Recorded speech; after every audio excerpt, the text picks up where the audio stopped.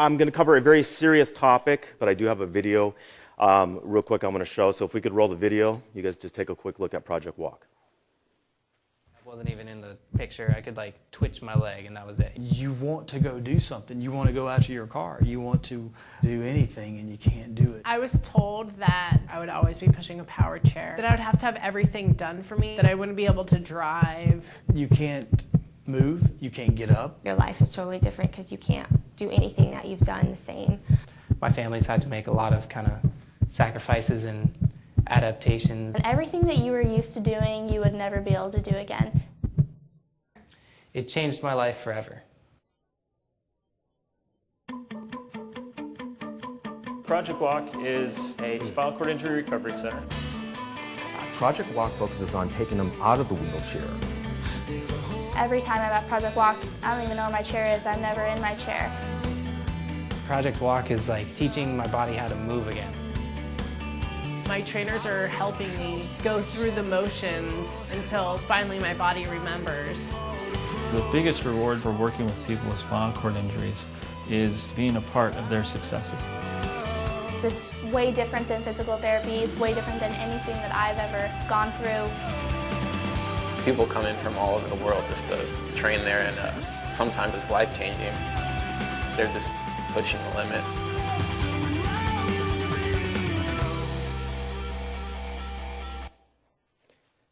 That is Project Walk. How many people here know anybody that has a spinal cord injury and they're in a wheelchair? Okay, that's a decent amount. If you would have asked me that question 4 years ago, I would have not raised my hand. 4 years ago, I knew nothing about spinal cord injuries. I knew nothing about that.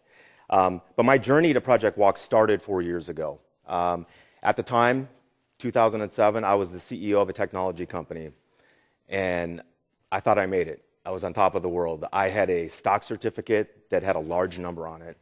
We were engaged to go public, and I thought, here it is. This was what I worked for. This was the big one. And a funny thing happened on my way to cash in my stock certificate. The financial industry collapsed. And I literally went from here to here overnight. And that was the first time in my life that I realized, though, that actually money wasn't important to me. Everything I did in my life leading up to that point wasn't about making money. It was about being creative. It was about inspiring people. It was about building things. It was about solving problems, creating solutions to problems. And so a lot of people looked at me and said, God, aren't you bummed? I'm like, no, actually, what did I lose? Materialistic items mean nothing to me. I wanted to do something that I was passionate about. So what I did was I took 2008 off. I took the entire year off. I spent time with my kids. I spent time at house. I played Mr. Mom. And I had a great time, and I recharged my batteries. And I just remember thinking to myself, what is going to be my next move? What do I want to do for the rest of my life? And so I was working with some headhunting agencies, and I said, you know what? Find me an opportunity of an organization that is going somewhere and that's helping people, that's doing something. And lo and behold, there was a little organization in my own backyard in my hometown of Carlsbad. And I remember getting a phone call one day, and they said, hey, Tim, you should go check out this organization. The board wants to meet you. And I'm like, well, what is it? And they help people with spinal cord injuries. And I'm like, I'm not a doctor. I don't know anything about that. And I said, well, we need someone with business experience to take this organization to the next level, so you should go check it out. And I'll never forget the first day I walked in, this nondescript building in Carlsbad that I probably passed 1,000 times as I was growing up. And I walked in, and I looked around, and I was like, wow, this looks like a gym. And I see people working out. And I'm like, these people aren't injured. I was expecting something totally different. And as I was walking around, I noticed the wheelchairs were nowhere near anybody. They were pushed aside, and people were doing all these exercises. And again, it looked just like a gym. If you didn't see the wheelchairs there, you may think, oh, it's just people exercising. It's a regular gym. And after I met with the original founders and I sat with the board of directors, and they told me kind of what their vision is and what they want to do, I'll never forget the founder of Project Walk, Ted Darzinski, who's a great friend of mine now. I asked Ted, I go, Ted, what is your vision for this organization? What do you want to do with it? And he said, Tim, total world dominance. And I'm like, now you're speaking my language, Ted. I like that. I'm all about that.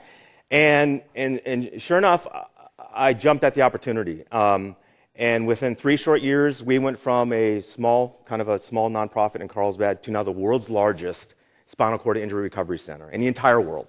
And I'm very proud of that. And I'm not going to take credit for that, because I'll tell you what, my success has always been this. I've always surrounded myself with people that are a lot smarter than me. Ego does not come into play in business in this decade now. The way people used to manage people back in the 70s, 80s, that's gone. That whole Donald Trump, you're fired. That's not how you're going to lead and inspire people anymore. I empower my staff. I empower my people to take my vision and keep pushing it forward. We push the limits to what we can possibly do to help people with this horrific injury. To give you some statistics on this injury, I'm guessing there's about 200 people in this room right here. Every single year, just in San Diego County, 120 people are going to be injured consistently. So the majority of people in this room are going to slip and fall, car accident, skiing, I mean, you name it, it happens, are going to end up in a wheelchair. And why is Project Walk growing so quickly and expanding? It's about supply and demand. I hate that. From a business perspective, I love the business, but I hate the fact that the demand is suffering. What happens, and it doesn't even matter what kind of insurance you have, if this injury occurs to you, it's pretty much this. You are stabilized, you are fitted with a chair, you're given your medication, and you're out the door. There is no such thing as rehabilitation from a spinal cord injury. The traditional medical side of things is treated spinal cord injuries the same way they have in the last 50 years. There is no treatment. You're done. Sorry, here you go. There's no hope for you. And it doesn't need to be that way. Project Walk shows that there's a different way. Although right now, Project Walk insurance doesn't cover Project Walk, so it's very, very expensive. It's very, very hard for people to get this treatment. Project Walk's been around for about 13 years now. My goal is, in our lifetime, that insurance will eventually cover this, and our program will be the way people are actually treated when a spinal cord injury affects you or your family. There's 12,000 new injuries here in the United States every single year. And again, this is an injury that can affect anybody. And I'll tell you what, I never even gave it a thought before I got into this business. I used to dive in the ocean, I body surfed, I would do all these things, never even gave it a thought. But now I do. I definitely give it a thought, because I see how quick life can change just like that. You don't think about it, but here's the thing.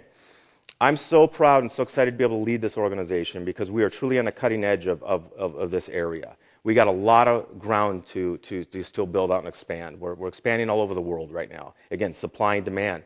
But again, the reality is this, is that we can't do it alone. We truly need people to be inspired. We need people to get more involved in this, because unlike other organizations that affects all of us, maybe cancer, maybe everybody in this room has had a family member affected by cancer, very few of us will ever be touched by this injury.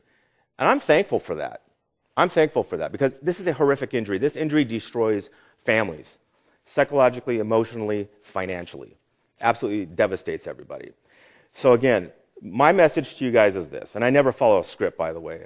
Anytime I give a talk, I speak from my heart. I'm very passionate about this organization, about leading people, inspiring people. I hope you guys get an opportunity today to really just start to think about all the things that you want to do, the goals that you have in your life. Whether your goal is to become a division leader in your company, or maybe to ascend to be the CEO someday. Whatever you do, just remember this. Don't let your ego get in the way. Surround yourself with good people. Stay on track, work hard, and good things are going to happen. I'm telling you what, it's an exciting time for us to be in business in general. I wouldn't trade this job for the world now. This is what I'm going to do. I'm going to retire doing this, and I hope that's a long ways off still. I still have a long ways to go. But again, I'm so blessed to be in my position, and I feel blessed to be here with all of you today. I think it's going to be a fantastic day. We got some great speakers coming up as well. And again, thank you so much for allowing me to be here to share a little bit about Project Walk and a little bit about myself. So, thank you.